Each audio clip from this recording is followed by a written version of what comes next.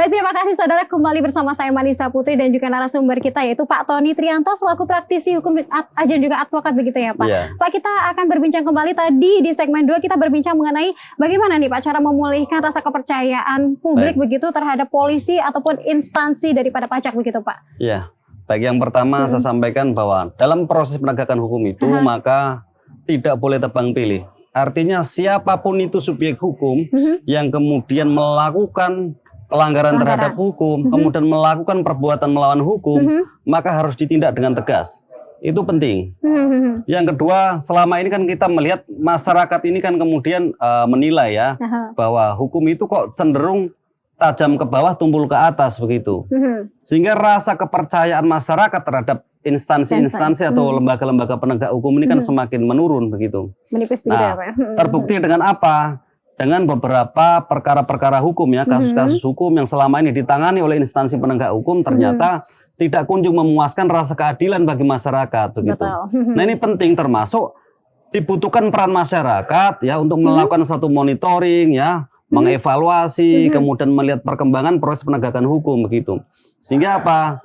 Hukum ini tidak berat sebelah atau kemudian tidak berjalan secara objektif begitu. Makanya harus tegas, siapapun pelakunya maka harus hukum itu harus tetap ditegakkan begitu, sebagaimana undang-undang yang berlaku begitu. Bapak, kita berbicara di kasus lain, Pak Rafael mengenai Pak Rafael Alun Trisambodo ini kan akhirnya kan dipecat begitu dari jabatannya dan juga akhirnya mengeluarkan diri ataupun mengundurkan diri dari ASN begitu ya Pak. Nah, menurut Bapak ini apakah hal ini bisa menghindarkannya dari pemeriksaan terkait status hartanya ini Pak? Apakah akan berpengaruh Pak? Oke, sekalipun Pak Rafael ini misalkan mengajukan pengunduran diri ya atau kemudian dipecat, kita melihatnya bahwa itu tidak berpengaruh. Sama sekali tidak berpengaruh. Kalau gitu seandainya perolehan harta kekayaannya itu memang dapat dibuktikan bahwa itu adalah perbuatan melawan hukum yang mana mengandung sifat-sifat melawan hukum, maka perbuatan itu kan sudah terjadi Mbak. Sudah dilakukan sebelumnya begitu. Jadi kalau dalam hukum pidana itu ada namanya tempus delicti, ada namanya locus delicti. Apa itu Pak? Bisa tempus delicti itu adalah waktu terjadinya tindak pidana. Kalau locus delicti adalah tempat terjadinya suatu tindak pidana. Nah, sedangkan tempus delictinya, perbuatan seandainya ya diduga ada perbuatan pidana, itu kan terjadi sebelumnya. Di saat dia belum mengundurkan diri, artinya itu tidak berpengaruh begitu. Pak, bagaimana Pak? Apakah ada saran nih dari Bapak agar kasus-kasus seperti ini tidak akan terulang lagi begitu Pak? Ada saran nggak Pak? Jadi satu, memang harus ada penegakan hukum yang tegas ya terhadap siapapun. Yang kedua, bahwa di setiap lembaga penegak hukum maupun instansi-instansi lain ini memang harus dilakukan pengetatan ya secara regulasi di internal mereka begitu. Pengawasannya juga harus berjalan. Seperti apa Pak? Pengawasan mungkin yang lebih misalkan ketat begini, apa, Pak? Ini kan bicara soal kebijakan-kebijakan di dalam suatu instansi ya. Jadi jangan sampai ada ruang-ruang yang kemudian bisa dimanfaatkan orang sehingga dia dapat melakukan perbuatan pidana, memperkaya diri sendiri atau orang lain misalkan. Ini kan suatu lembaga atau instansi tersebut yang bisa melakukan itu, dan juga pengawasan dari lembaga-lembaga lain terkait begitu. Oh, seperti itu. Artinya tidak apa-apa begitu ya dari lembaga lain mengawasi begitu Pak. Kalau dari masyarakat sendiri nih Pak, mungkin saran untuk masyarakat apa nih Pak? Saran untuk masyarakat, memang masyarakat sekarang harus cerdas, harus kritis ya. Sehingga ketika ada persoalan-persoalan yang dianggap bertentangan dengan hukum, maka masyarakat harus tetap kritis, tajam. Sebagai apa? Controlling. Masyarakat mempunyai fungsi controlling ya. Mengawal kebijakan-kebijakan pemerintah, kemudian perkara-perkara apapun itu termasuk perkara hukum yang kemudian mandek atau tidak tuntas, maka masyarakat punya peran untuk mengkritisi itu ya, melakukan monitoring dan sebagainya begitu. Sehingga apa? Hukum akan berjalan on the track ya, sebagaimana relnya begitu. Kembali lagi bahwa instansi-instansi yang berwenang, termasuk lembaga-lembaga penegak hukum ini kan sudah krisis kepercayaan, mengalami krisis kepercayaan ya. Masyarakat sudah tidak lagi kemudian menganggap bahwa instansi penegak hukum A atau instansi penegak hukum B ini sebagai satu instansi yang mempunyai marwah menjalankan amanat undang-undang.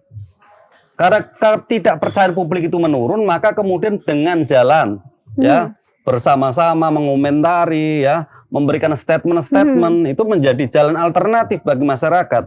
Seperti itu gitu, ya Pak. Kalau untuk mengembalikan kepercayaan publik ini apakah dari sisi instansi saja atau dari masyarakat sendiri mungkin apakah perlu juga untuk berusaha untuk kembali mempercayai instansi begitu Pak? Ya, atau harus. terbangun sendiri? Artinya begini, selain masyarakatnya semakin kritis, masyarakat harus kritis, maka di internal instansi-instansi pemerintahan ini atau lembaga-lembaga penegak hukum ini juga harus berbenah diri memperbaiki ya. Bagaimana terjadi reformasi birokrasi yang memang harus jelas terukur begitu.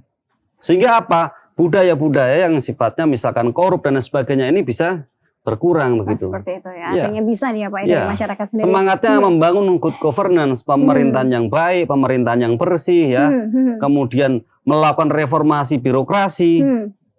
Sehingga tidak ada lagi peluang-peluang bagi oknum-oknum pejabat untuk melakukan suatu tindak pidana korupsi misalkan gitu.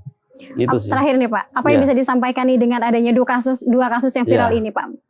Kalau pesan saya satu bahwa masyarakat tetap harus kritis. Masyarakat harus kritis. Masyarakat tetap harus kritis melihat ya, mengevaluasi pelaksanaan proses pelaksanaan penegakan hukum gitu. Supaya hukum itu tidak tajam ke bawah dan tumpul ke atas. Begitu. Ya. Jadi siapapun yang melakukan tindak pidana, siapapun yang melakukan perbuatan melawan hukum maka harus diproses pemidanaannya.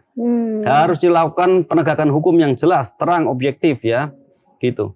Jadi siapapun itu, tidak ada orang yang kebal hukum, tidak boleh siapapun itu orang yang menganggap dirinya kebal hukum. Gitu. Oke, ada yang ingin ditambahkan lagi atau cukup Pak Tony? Sementara. Cukup, gitu, terima kasih. Oke, terima kasih Pak Tony sudah memberikan banyak sekali informasi tentunya untuk kita semua dengan dua kasus tadi begitu Pak ya. Artinya kita semua masyarakat juga seperti Pak Tony sampaikan tadi memang harus ikut selalu mendukung begitu ya, ataupun mengawal jalannya pemerintahan begitu ya, jalannya setiap hukuman agar nanti tidak tumpul ke atas begitu ya Pak. Ya, begitu. Betul. Oke, terima kasih Pak Tony atas waktu yang sudah diluangkan untuk kami. Baik, terima kasih saudara. Demikian tadi perbincangan kami yaitu membahas mengenai kasus Verdi Sambo yaitu pembunuhan Brigadir Joshua dan juga kasus daripada Mario. Akhirnya saya Manisa Putri mewakili kru yang bertugas hari ini mengucapkan terima kasih atas perhatian Anda dan juga sampai jumpa di program Sapa Pekalongan selanjutnya. Kompas TV independen terpercaya. Terima kasih Pak Tony sudah meluangkan waktunya untuk kami. Terima kasih sudah hadir.